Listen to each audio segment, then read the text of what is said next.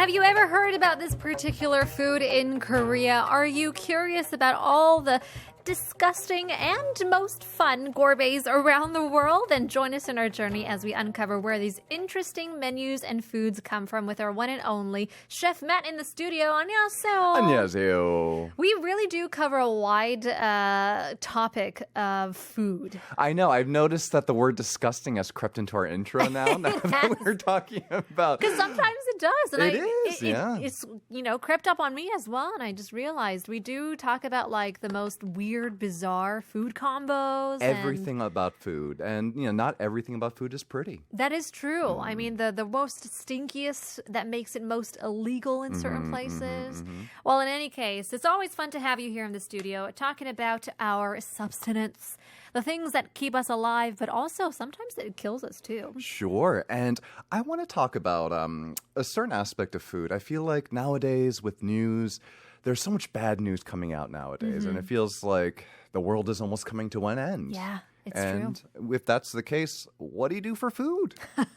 We need to make a shopping list, a grocery list as to what to prepare when it comes to the end of the world. And luckily, there are more foods than ever when it comes to foods that could possibly survive disasters or even the apocalypse. That's true. 그렇다면 오늘의 주제는 그런 재난 준비? 재난 like 준비. apocalypse prep. That's great. I love it. It is true because back in the States, we had the Y2K. Was that in Korea too? Was there a Y2K scare in Korea? I was here during that time, and I remember it happening. So Okay. I was in Korea for the Y2K, the New Year's Eve, when it turned around.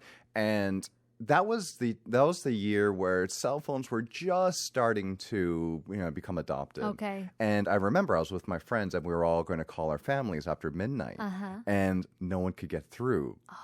For just a few minutes. I It's see. just the phone lines got 'Cause they're so busy. Because they're so busy. But for a moment, it's like, is it happening?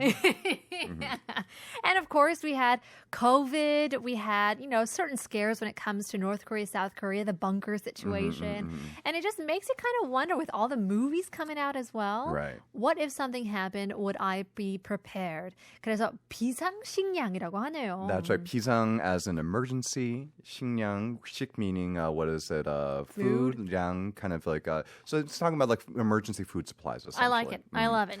But let's go back a few years, and I want to see if you can remember during the early days of COVID-19, where did 3 armed robbers make off with 600 rolls of toilet paper? Wow. Not diamonds? Not diamonds, not cash money. We're talking about toilet paper. toilet paper. 화장지. 그렇게 비싼 것도 아닌데, 그렇죠? 코비드-19 코로나 초기 무장 강도 3명이 화장지 600로를 훔쳐서 달아났는데요.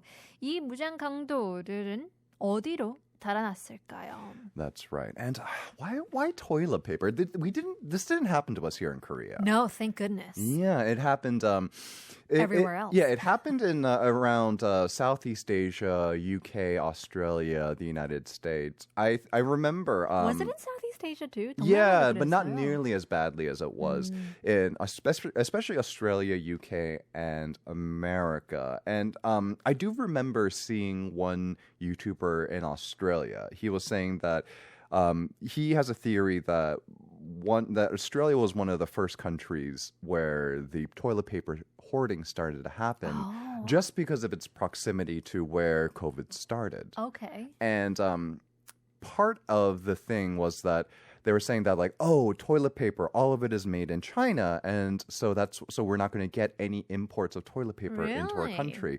Turns out most countries don't import toilet paper because like- it's very bulky. 대부분, Yeah, 그러네요. most countries, even if they don't have a paper industry, make the majority of toilet paper domestically because it is more cost effective to import in wood pulp and make toilet paper locally than it is to import in finished rolls of toilet paper. Okay. So- 재료를 수입해서. 맞아요. Yeah. So as a result, most places weren't really at risk for running out of toilet paper. And still, people were wondering, oh my gosh, viruses everywhere. How am I going to wipe my butt? That's Yeah. the biggest question. I think it's one of those things, and was it toilet paper was sold out everywhere, but so are bidets. Oh, really? And this was Wow. kind of, I think, for a long time, there was this big resistance. In the United States, Americans are resistant to adopting the metric system and bidet. Yeah. And they were saying that COVID was like a really big push to get Americans to adopt bidets finally. Maybe it was the bidet industry that really pushed this scarcity, this scare. You know what? We're going I to get a believe it. documentary coming out soon. But it is an interesting question, so let us know if you guys know where this happened. Well, let's get to it. Once again, 비상식량 is our topic for today. Apocalypse prep. That's right. And modern survival foods, there are so many ways to have food last a really, really long time. Some of these methods are centuries old, things like canning and Right. dehydrating. You know, people have been doing this for centuries. In the case of dehydrating and salting, they've been doing it for thousands of years. Right. But more recently, we have things like vacuum packing, 진공팩. 아하. 요새 우리 그런 HMR 식품 같은 거는 다 진공팩으로 들어오잖아요. 맞아요. And so some of them are vacuum packed, some of them are heat treated. So they're in like a package, and similar to canning, they've been treated with heat. Okay. So So it's like how you kind of, I don't know what you call it, like when you put jam, preserved jam? exactly, and then that you know, it's funny because even if you put it in a jar, it's still called canning. Right, The right, process is still called canning. And what's happening is that you're using heat to kill all the bacteria. Okay. And then you're also creating a vacuum so that no oxygen can go in and Okay. oxidize it, and nothing can start to, you know, there can be no new bacteria that can come in. Okay.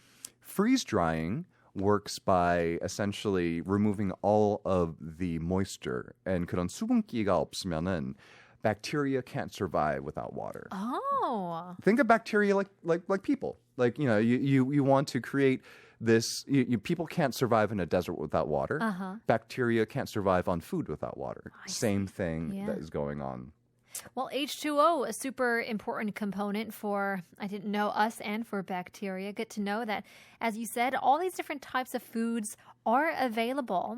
But I guess introduce this question because I thought it was so interesting. So we talk about apocalypse and things like that, but there are people, just a handful of people in the billions of billions that have to kind of prep or, you know, have food like this every day. Sure. And that's the astronauts. That's right. If we want to talk about international was apocalypse prep and, you know, and preserved foods, it doesn't get more international by getting away from all of the nations. Right. Once you're up in the International Space Station, food up there becomes very interesting and very complicated. I bet. I've seen videos of like this astronaut showing how she drinks coffee, and it's like a particular mug. And I thought, that's true. I actually really never thought 우주 비행사들이 어떻게 음식을 먹는지 한 번도 생각해보지 않았거든요. 그런 우주 비행사들은 그런 습관이 생긴대요. They have this habit where once they come back into Earth, they'll hold something and they'll just drop it because they'll expect the gravity to just keep it there. Yeah. So they say that it takes months for them I bet. to lose the habit of doing Sure. this. And so when you're in space, things become very, very tricky. For example, one quick example, you can't eat normal bread because of the crumbs.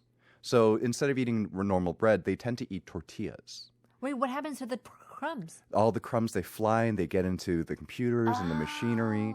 Everything has to be very, very controlled. It's true. So that, you know, just little things don't end up where they're not supposed to. Okay, because you can't like sweep. You can't vacuum. And so when they're able to figure out new things, it's a big deal. For example, in 2019, only 4 years ago, is when they baked the first cookies in space. Wow, can they? So there's ovens. There are ovens, yeah. I mean, you know, if They can cook? they can cook, and you know, I think because ovens are basically it's just a box with heat, right? true. Ovens themselves are pretty simple. It's all those other things, right? Like how do you get the dough in there? Like, you know, how is Yeah. it going to react? Because I mean, bread. I guess cookies isn't like a huge thing, but if you like bread has like the component, you have like the heat, the humidity, and all that kind of stuff. There's no weather or climate up in space. Sure. I mean, is there? I don't know. I mean, it's very inhospitable, you know, To a very certain very cold extent, weather. yeah. But yeah, so in 2019, the first cookies were baked in space. The cookie dough was provided by one of the world's largest hotel chains. It's the one whose daughter is named Paris. Let's put it that way. And it took 2 hours to bake cookies up in space. Okay. To put into perspective, normal cookies on Earth take about 15 to 20 minutes. Wow, 2 hours. But I guess to them, it's worth the wait. Absolutely. I imagine once they're up there, because when you're in space, astronauts eat mostly food from packages and directly from the packages. So, you know those juice packs, the kind of ones with the straw in it? foil. They all kind of look like that. Yeah. So it's like a foil package with a little tube, and you'll generally suck out the food from there. And that's the kind of the basic foods that they'll eat. So things like beef curry, for example. Okay. They will have beef curry with the rice in this package, and you heat up the entire package, and you kind of eat it from this little tube. I mean, just imagine eating airline food. It's basically that. Every meal. Yeah, essentially, that's kind of what it is. And so a lot of these things, they're just straight from the package, and every day it gets very chido, like I every day. bet. So, as a result, on the ISS, on the International Space Station, they try to make it as varied as possible. Every 2 months, there's a ship that goes up there, and it gives them fresh food. They are able to have fresh food once in a while. Okay. It doesn't last very long, but just so they stay sane. So what is fresh food? Like an apple, fruit. like fresh vegetables. 그러네요. 과일. 그런 거는 못 챙겨가는 게. Oh, gosh. Yeah, like an apple lasts as long as it does up there as it does down here, and you can't keep it that long. And so, to build camaraderie, different countries will oftentimes bring food from their home countries. For example, the Japanese Aerospace Exploration Agency, they brought up, they invented this rehydratable noodle, and China created specially processed Kung Pao chicken to bring up. In 2008, the first kimchi was brought into space. Oh. So there are two types. There was canned kimchi, which we see here in Korea. Actually, canned kimchi was invented 70 years ago here. Really? Yeah. Wow. And they also made a freeze-dried kimchi where you added water and you rehydrated it. I just had that today. I had some kimchi. I had some dubu kimchi ramen today. Ah, there you go. Yeah, that's basically what it is. Yeah. It's quite incredible. You ate like an astronaut. Yeah, I certainly did. Well, stick around. We're talking about, I guess, 비상식량, apocalypse prep, but also, curiously, how astronauts eat and prepare their foods as well. So one more time, the question being, 코로나 초기 무장 강도 3명, 이 3명 화장지 600로를 훔쳐서 달아났는데요. 이 무장 강도들은 어디로 달아났을까요? That's right. During the early days of COVID-19, where did 3 armed robbers make off with 600 rolls of toilet paper? Let us know. 샵 1013으로 문자 보내주세요. Speaking of astronauts, here's Peter Schilling, Coming Home, Major Tom. Major Tom, are you in? Are you out? Does Houston have a problem? Peter Schilling. We're talking about 비상식량, apocalypse prep when it comes to food. That's right. Do you have any emergency supplies at home? I don't, but I do remember 몇 년 전에 there was kind of a big scare where embassies would contact their citizens and be like, there could be a war. And, we get, these warnings and missiles that fly into our space and things like that. But it seemed a little bit more serious than before. And so I thought, should we prepare our passport, flashlight, batteries? But honestly, I would not know what to pack because I feel like it has to be light. So I can't pack everything. Right. 뭐 물병 하나랑 플래시가 있으면 좋고요. 근데 뭐 핸드폰 있어도 될까요? I don't even know if you would need your phone or you would be able to use it. But for food, I think snacks. I mean, 라면도 끓이는 물가 있어야 되는데. Right. Would I be able to find? 나초에 많이 빠져가지고 요즘에 I have one in my bag, but 그런 게 맛있어요. Well, nachos and ramyeon are actually kind of both decent survival foods because another way of preserving foods is by frying them. Right. And it works as a way of dehydrating because when you fry something like noodles or any kind of starch, you're driving away all of the moisture, all the sunki. And so that's why you never see 감자칩 with 곰팡이 on it. Oh, that's true. It just Yeah. gets 눅눅해. Exactly. Yeah, but they're still edible, but it takes a long time for anything fried to the point of being crispy and dried to Right. really go bad. French fries. French fries have a little Different? bit more. Okay. Was it? I was kind of sumungimba. defending the junk food industry because I feel like, oh, is that why when people have these experiments, it doesn't go bad? That's right. And different. if you don't have food, if you don't have water, our PD님 says 생라면 수프 찍어 먹으면 얼마나 맛있게요. It really is. I still do that to this Do day. you? Yeah, and even during times of peace, I will just in the middle of the night sometimes just push out like a whole thing of ramen and just dip it directly into the soup powder. Wow, look at that. I mean, these are the times when you probably get really creative. If we ever had an apocalypse and survived, I feel like new discoveries of food taste would come out and people would come out with some of the most interesting recipes. But in any case, focusing a little bit more on these astronauts, let's take a look at maybe the first food eaten. That's right. So the first food eaten was in 1961. Yuri Gagarin, who was one of the first astronauts, was the first man in space, and as a result, was the first man to eat in space. Right. It was a liver and beef paste in an aluminum tube, and he squeezed it directly into his mouth for dessert. He had a chocolate sauce, ate it in the same method, and yeah, I guess maybe he color coordinated his dessert and his main. Very similar. Very brown. Oh my gosh, that doesn't sound appetizing at all. But Sure, but at that point, I guess you're more focused on just making sure that food even makes it up there, yeah, right? and staying alive as the first person to be in space at all. I mean, that's quite incredible. Right, but since then, we have moved on from, beef and liver paste, and now, like I mentioned before, we can have fresh foods in space. Vegetables and fruit will have a 2-day shelf life. You can have even fresh meat and dairy products up there, Oh, but they have wow. to be irradiated. So they use radiation in order to increase their shelf life. Okay. And then you have things like then you have natural foreign food, things like 견과류, like nuts. Makes right? sense. Yeah, those are and that's kind of a Earth survival food as well, right? Hikers will pack things like nuts and dried fruits. Seeds. Yeah, because they're very calorically dense, and Okay, so you yeah. only need a little bit in Right. order to keep you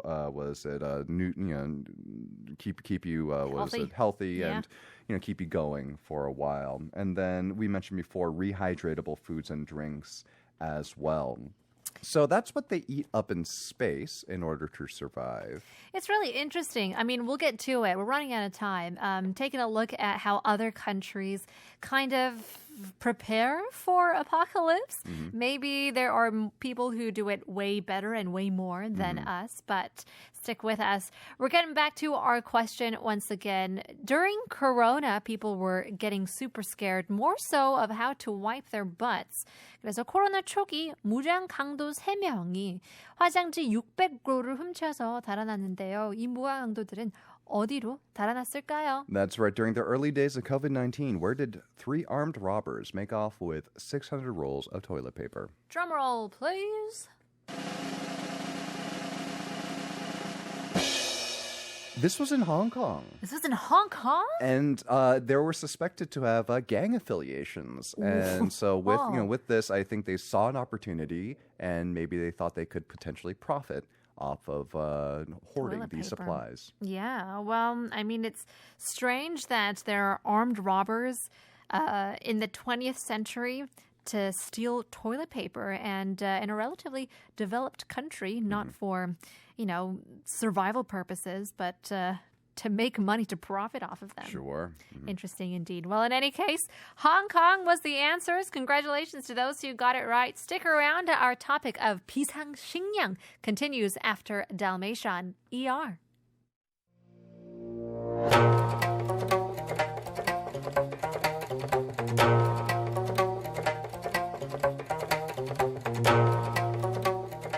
We are here with Chef Matt in the studio for 맛 대 맛. 안녕하세요. 안녕하세요. Join us in our journey as we uncover all of these food stories. So today, 비상식량. It's all about the apocalypse, the end of the world, how to prep, how to prepare. And it does seem like Switzerland Switzerland Is may be good? the most prepared country in the world. They're good at prepping. Not just good at prepping, they have an entire infrastructure around prepping. 좋아요. So, okay, Switzerland, famously neutral nation. Yes. That's been their thing. And during the Cold War, actually, it even didn't start before that. So during World War II,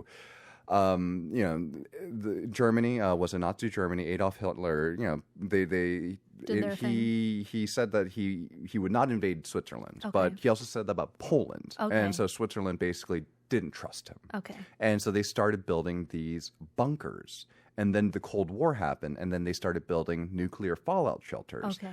To the point where, to this day, they have about 20,000 military bunkers and 300,000 private and public fallout shelters that are still functioning, that are spread out all around the country. Wow. It's pretty crazy. They're like, as a result, a lot of people who have their own bunkers, their own family bunkers, they'll use it as wine storage. Yes. I mean, how cool is that? Mm-hmm. It's so gangster to be like, you know what? I'm neutral. I'm not going to play your games, but just in case, I'm going to be prepared and then be known for it. Yeah, and so if you look at the Swiss mountain, like because they have the Alps, they have the mountainside. There, a lot of them are hidden, so you can't even see them. But some of them you can see, and so you can see all these mountains just dotted with all of these bunkers. Some of them have been turned into tourist sites, and they've been turned into museums.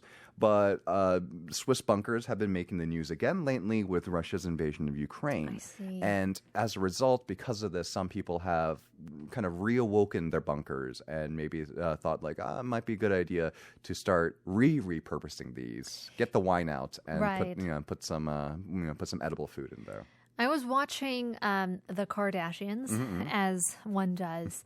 And there was a whole episode about bunkers, and Kim Kardashian wanted this bunker for just in case. And, it seems like a thing where the wealthy, they'll deck out their bunkers like insanely mad with all these facilities in their bunkers. It's like a whole mansion inside this, like, I don't know, titanium tank type of thing. But it's interesting how, like, it's supposed to be for, the bare minimum and what you need to survive. But then for the rich, it's like, plus some wine, because that's what I need. Yeah, and then the hot tub goes over there. No, there is an entire industry out there to make bunkers for the ultra wealthy. Yes, which I feel like when you're rich, you'll be more paranoid. I guess, and because it's an option, right? It's not even an option for you and me, right? Like, we go to like the public, and Korea, it does have a lot of these emergency shelters. A lot of subway stations, they function as shelters in case of, air raids and whatnot. But if you have the means, then you start thinking about it. I know that absolutely if I had the money to do this, I would be thinking about this myself because I can do it. There are billionaires out there who have their own private islands, in order like to kind of escape any potential emergencies. Oh yes, and emergencies. So they test their air raid sirens every year, and even though they're one of the wealthiest in the world, the government, they stockpile thousands of tons of goods, food, water, in case of emergency. Seeds as well. Seeds, they have seed banks. I know in Scandinavia they've got a seed bank.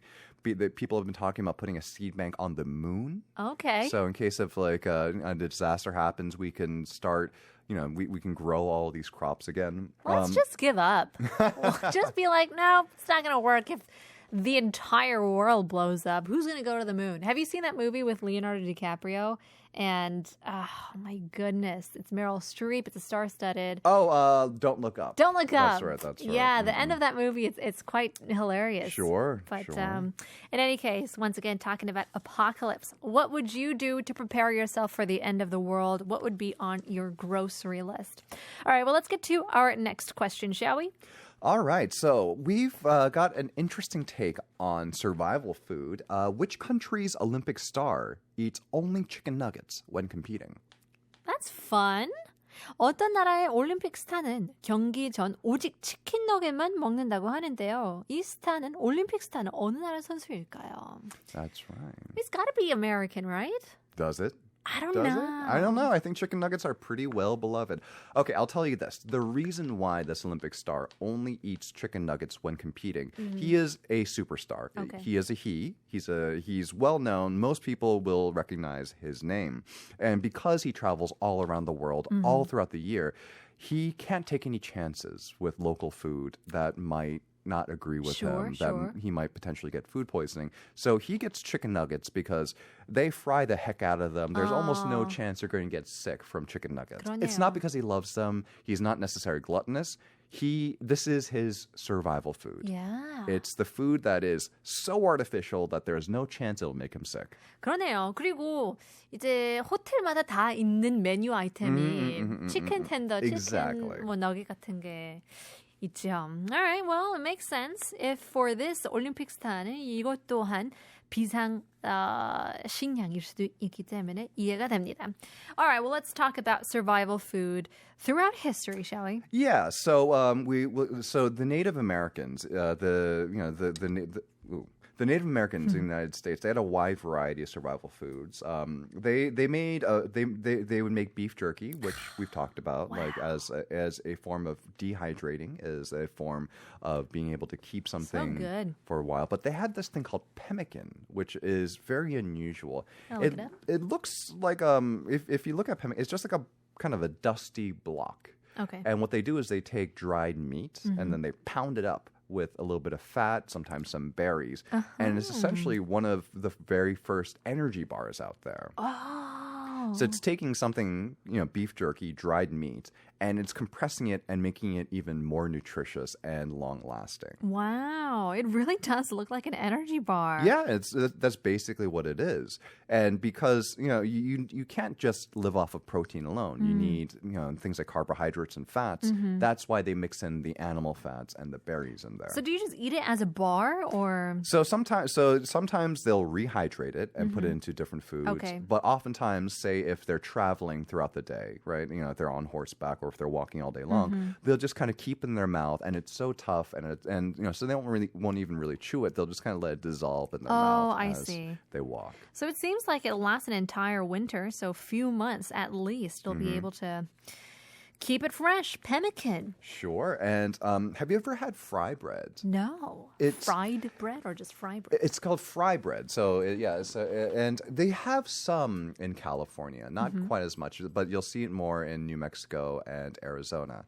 And it's a lot of the Native American, tribes out there, they'll have this thing called fry bread, and it's really delicious. They'll make tacos out of it. And essentially, it's like a big savory donut. Yes, I have. It's a form of this sopapilla. Do you know what sopapilla? It's very similar to sopapilla, but Okay. sopapillas I think are generally made from masa harina instead of flour. Okay. I do know that some are made of flour, especially the sweet ones. Sometimes sopapillas can also be sweet. They'll have it with honey and the cinnamon. But the savory ones, I think, generally tend to be made from masa. Okay. This looks amazing. And they're really delicious. But they do Gosh. kind of have like a bit of a tragic backstory to them. Oh. And this was, during, there's this big portion of American and Canadian and basically North American history where Native Americans were essentially being run out of their homes and their lands. And a lot of times when they were being forced off of their land, the United States government would give them the bare minimum supplies. Right. And one of them was wheat flour, which is something that, that they're not used to eating. And as a result, they made fry bread out of the wheat flour supplies that were given to them by the government, and so they're eaten to this day because they are delicious. But it is also a reminder of where they came from as well. Wow, yeah, foods that have rich history, it just hits kind of different. Korean sujabi is very similar in that way too. Is it? Yeah, that was a dish that was born out of U.S. military supplied flour, and as a result, it does kind of have that emotion tied to it. Yeah, I bet. I mean, thus, something great can come out of something terrible, and that means delicious food as well. So fry bread, beef jerky, the Native Americans, did us well with giving us the best of their food. You have here sailor food. Sailor food는 뭘까요? So during the whole age of exploration, right, where you had European ships going all around the world, Columbus, Magellan, the age of pirates, for example, right? Where there were all these foods that they had to figure out how we survive on a ship for 3 months at a time. 그러네요. 이 선원분들도 우주 비행사분이랑 비슷한 게 집에 없는 거잖아요. That's exactly what it is. Like, how do we eat if there is nothing to eat around us? Yeah. Whether you be surrounded by the vacuum of space or by just raging waters. Raging waters as far as the eye can see. What Right. do you eat? And one of those things is hardtack. And hardtack was basically you take water and flour and you cook it until there's no water left. So it's just cooked flour, and it is really, really hard.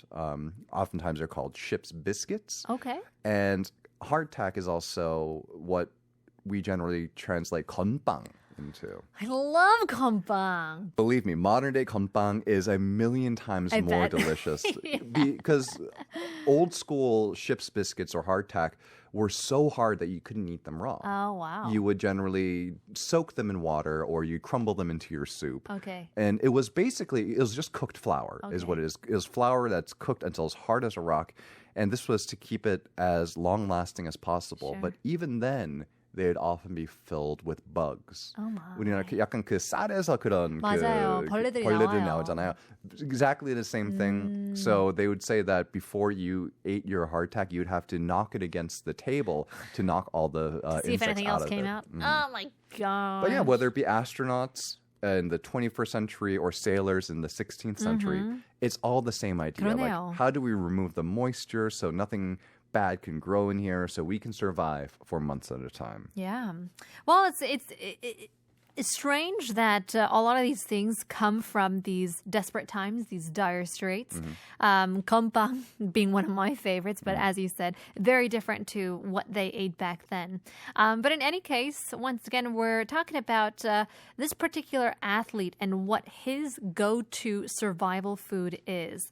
But when we talk about, exercise foods, it seems like throughout history there's been, go-tos as well. That's right. When we're talking about this one modern day Olympian and his love for chicken nuggets, let's compare to maybe the original Olympians, the ancient Greeks. 좋아요. And so they would eat, figs were really big with the original Greek Olympians, and same with cheese as well. Cheese is also kind of a survival food. It was discovered by Bedouin tribes that would store milk in these wineskins, and as they traveled through the desert, the heat and the motion and the agitation, it'd create cheese, and that's how cheese was discovered. Wow. So it wasn't on purpose that they would necessarily invent it, but it was Cheese was discovered by accident. By all, like cheese, beer are cheese and beer are two things that are generally people agree were discovered by accident and changed the course of history. I bet. Well, in any case, keep sending us your messages. 여러분의 이 비상식량에는 어떤 걸 준비를 해야 되는지 궁금한데요. Like for your particular grocery list for the end of times, for the end of the world, what would you need to survive? 샵 1013으로 문자 보내주세요. Stick around. More to come. Once again, our question being 어떤 나라의 올림픽 스타는 경기 전 오직 치킨 너겟만을 먹는다고 하는데요. 이 올림픽 스타는 어느 나라 선수일까요? That's right. Which country's Olympic star eats only chicken nuggets when competing? Let us know. In the meantime, Gloria Gaynor sings I Will Survive. Gloria Gaynor will survive. All right. Will you survive in the end of the world? Who knows? But we got to do our best to prepare. And so whether it's chicken nuggets or hardtack, where there's a will, there is a way. So once again, 어떤 나라의 올림픽 스타는 경기 전 오직 치킨 너겟만을 먹는다고 하는데요. 이 올림픽 스타는 어느 나라 사람일까요? That's right. Which country's Olympic star survives off of just chicken nuggets when he's touring the world and competing? Let us know. All right. In the meantime, talking about, more different countries and how they, cope or how they, what are we talking about here? How they survive. How they survive. How they survive. There we go. How they feed themselves. And I think you can look at every country and you can tell a lot about them by how they feed their militaries. Oh, 맞아요. Military rations, sometimes known as MREs, they're given to soldiers out in the field. Also very popular with just regular people as well. They'll often use them for camping, or some people will buy them as their own 비상식량, as their own emergency rations at home as just civilians. And so every country has their own set of foods that they'll give their military. And I want to start with France because they take their food very, very seriously. They're foodies. And it shows. So MREs is the term in English. It's meals ready to eat. Okay. In France, they're known as ration de combat individuel réchauffable. It sounds fancier. I Combat like ration, individual, reheatable. Ration de combat, combat ration, individuel. So they're all packaged, and so they're meant for one person to eat. Réchauffable. So they come with their own flameless methods of heating, oftentimes kind of like chemically. So you know like how hot packs in the winter, right? Kind of a similar thing, a little bit different substances, but basically a flameless way to. Wow. And the reason why you want to do flameless is because fuel can explode. It can give away your 그쵸. position. It can Right. start fires. Right. So whatever you can do to kind of keep things as simple as possible. 와, 사진 보니까 진짜 컬러풀하네요. They're. Even the packaging is great. I feel like you could sell what they have Yes. in their combat market. rations in like a 백화점. Seriously. 현대백화점 are like, these big department stores would probably go on for like, sweet price as well. Sure, but there in France, one pack is €12, which isn't bad when you consider the fact that this is meant to be eaten for the entire day. So this is 24 hours worth of food. Oh. And they notably have things like wine in their rations. Of course. Because they say like this is a given, like this is something that is necessary for morale. Also something that doesn't go bad as easy. Doesn't go bad as easily. Absolutely true. Preserved. But so canning as a method was something that was developed under Emperor Napoleon. He was the one who basically commissioned. He basically put out a prize saying, like, listen, if anyone can figure out how to preserve food. Armies, they travel on their stomach, and it's really important to be able to have supply lines open. Yeah. But not only that, but just happy soldiers will fight harder for you. That's true. And think about how many people that died because of starvation through all of these wars. Sure. Gotta have a full stomach. Well, in any case, 어떤 나라의 올림픽 스타는 경기 전 오직 치킨 너겟만을 먹는다고 하는데요. 이 스타는 과연 어느 나라 선수일까요? That's right. Which country's Olympic star eats only chicken nuggets when competing? Drumroll, please.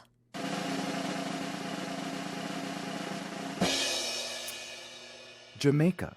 Oh! Do you know who's from Jamaica? Usain? Usain Bolt. Bolt! Eats only chicken nuggets when he's out of town and on the road competing. Smart man. He can afford it. He can Sure. afford the calories. My gosh. That is a bold, smart move. I mean, people who travel a lot, they end up, getting their own tips or like figuring out the way to live life, whether it's what to order and what not to order. Chicken nuggets. I gotta eat like him. I don't want to move like him. I just want to eat like him. Well, in any case, Chef Matt 덕분에 즐거운 시간을 보냈습니다. Learned lots. We'll have to see you again next week. See you then. We'll leave you guys with our last song. Here's Kenny Loggins' Danger Zone. 여러분, 내일 봬요.